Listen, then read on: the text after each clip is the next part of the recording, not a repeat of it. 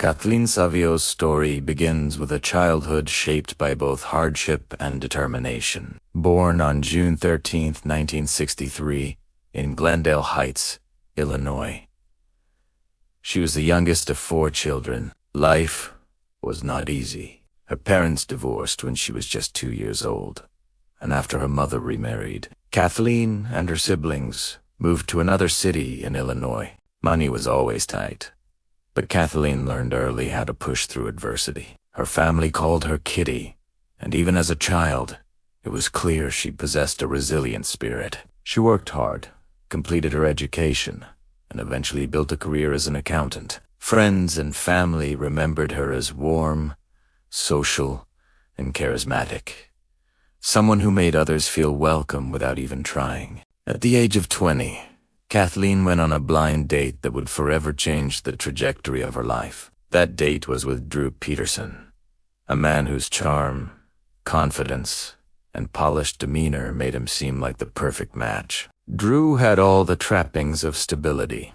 Born on January 5, 1954, in Bolingbrook, Illinois, he was raised under the disciplined influence of his father, a former Marine, and grew up as the oldest of 3 siblings. In high school, he was known for his athletic ability and competitive drive. After graduating, he enlisted in the U.S. Army in 1974 and married his high school girlfriend, Carol Brown, that same year. By 1976, he was discharged from the military, and by 1977, he was back home working for the Bolingbrook Police Department. Drew quickly climbed the ranks, eventually joining the Metropolitan Narcotics Squad in an undercover capacity. His performance earned him recognition, and at just 25 years old, he was named Police Officer of the Year. But while his career thrived, his personal life unraveled. His first marriage ended in 1980 after Carol discovered his ongoing cheating. She received custody of their 2 children. Drew's ego grew with his badge. He often bragged about how easy it was for him to attract women because of his job. In 1981, he met Victoria Connolly. They married in 1982, and for nearly a decade, their relationship seemed stable from the outside. But behind closed doors, Victoria accused him of repeated domestic abuse, allegations later supported by her daughter. Rumors circulated about a car crash involving Victoria shortly after the couple purchased a bar together. Some speculated that Drew had tampered with the brakes. No proof ever surfaced, but the whispers added to a growing picture of a man capable of dangerous behavior. It was during that period that Drew began an affair with Kathleen, but she had no idea he was still married. When he eventually admitted he was in the middle of a divorce, he painted himself as a victim of a troubled marriage. To Kathleen, he seemed affectionate, attentive, and generous. He showered her with gifts, vacations, and promises of a stable future. Their relationship progressed quickly, leading to an engagement 6 months later. On May 3, 1992, shortly after Drew finalized his divorce, they married. Within 2 years, they had 2 children. But as Kathleen settled into motherhood, the cracks in their relationship began to widen. Drew's charm slowly faded, replaced by controlling and abusive behavior. What started as verbal insults escalated into physical violence. He criticized Kathleen's appearance, mocked her weight, and belittled her confidence. During one heated argument, he slammed her into a table with such force that she suffered a head injury and multiple bruises, requiring a trip to the emergency room. Hospital records documented the injuries, but Drew later denied responsibility in a television interview, insisting that as a police officer, he simply had to act differently than other people. Despite the abuse, Kathleen stayed, but Drew's behavior followed a familiar pattern. He soon shifted his attention to someone new. This time, it was a much younger woman, 17-year-old Stacy Cales, nearly 30 years younger than him. Drew didn't hide the affair. On at least one occasion, he brought Stacy into the home he shared with Kathleen and their children, staying overnight in the basement while his family slept upstairs. Stacy had grown up in Downers Grove, Illinois, finishing high school early before working as a hotel receptionist, where she first met Drew. Kathleen eventually learned of the affair in 2001 after receiving an anonymous letter. She confronted him, and the situation turned violent once again.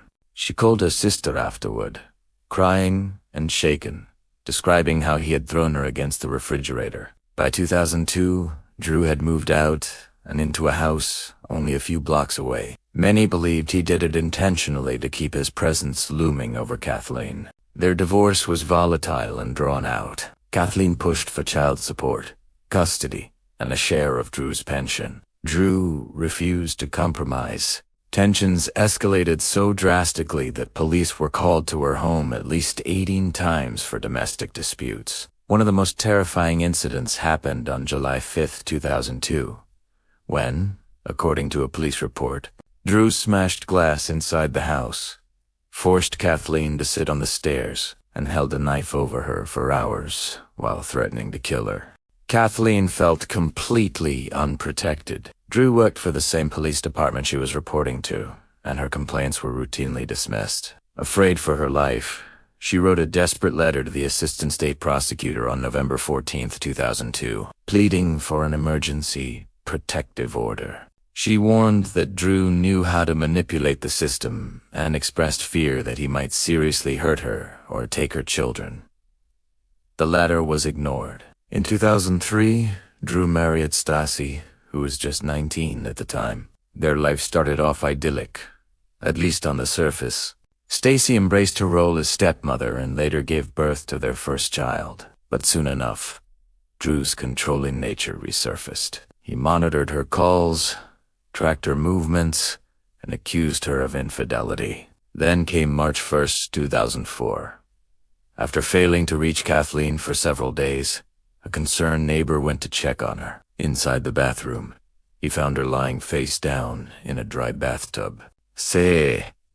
Was that? Bruises and a head injury were noted, but no signs of forced entry were found. Investigators swiftly ruled the death an accidental drowning. The dry bathtub should have been a glaring red flag, but it was overlooked. Adding to the suspicion, the lead detective handling the case was a close friend of Drew's. His so-called interrogation of Drew barely qualified as questioning. Stacy backed Drew's alibi, saying he had been home all weekend. Kathleen's family was devastated, but there was nothing they could do. Drew was awarded full custody of the children he had shared with Kathleen. Stacy legally adopted them, and from the outside, the family appeared united. Behind the scenes, the walls were starting to close in. By 2007, Stacy began telling loved ones she wanted to divorce Drew. On October 28, 2007, she disappeared without a trace. Her family immediately sensed foul play. Stacy had never been the type to leave without telling someone where she was going. Drew, however, made sarcastic comments in interviews, implying that she was off dancing or with another man. Investigators were not convinced. As they dug deeper, they began questioning the nature of Kathleen's so-called accidental drowning.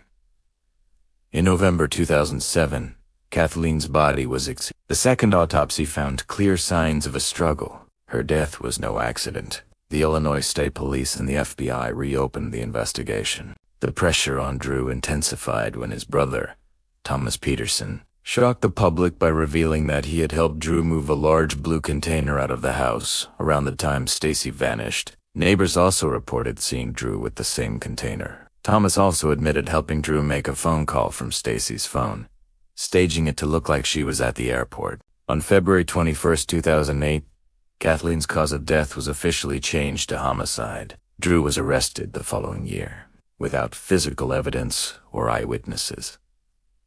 The prosecution relied entirely on witness testimony and a strategic legal approach. On May 31, 2012, the trial began. One of the prosecution's boldest moves was introducing testimony from people Kathleen and Stacy had confided in. Kathleen's sister testified that Kathleen had once said Drew threatened to kill her and make it look like an accident. Stacy's pastor testified that Stacy had believed Drew killed Kathleen, and that on the night Kathleen died, Stacy awoke to find Drew missing, only for him to return later and ask her to provide a false alibi. A total of 44 witnesses painted a harrowing picture of fear, violence, and manipulation. Kathleen had been so terrified that she slept with a knife under her bed. The jury deliberated for 14 hours before finding Drew Peterson guilty of Kathleen's murder. He was sentenced to 38 years in prison. His behavior in the days that followed only reinforced the image of a man spiraling downward. A recorded prison conversation revealed that he attempted to orchestrate a murder-for-hire plot against the very prosecutor who secured his conviction. For that, he received an additional 40-year sentence. Drew spent the next decade appealing his conviction, arguing that the testimonies admitted at trial violated his rights. In 2024, a judge ordered a psychological evaluation as part of yet another attempt at a new trial. The results concluded he was mentally competent. That same year, his former attorney faced accusations of violating a gag order after claiming to have information regarding Stacy's fate. And in a rare public statement, Drew's oldest son, Stephen, called his father his hero, while also acknowledging the deep emotional conflict of knowing the man he grew up with is now serving decades for murder. None of Drew's appeals have succeeded. Stacy remains missing, her family still searching, still hoping for closure.